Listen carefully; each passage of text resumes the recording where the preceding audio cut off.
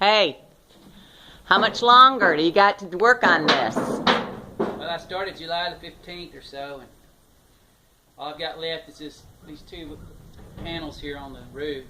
It's hard to get to, so I had to rig up a safety harness to hold me. And then all we got left is when I get the sawmill operational, I'll cut the pine lumber that I'm going to use to cover the sides.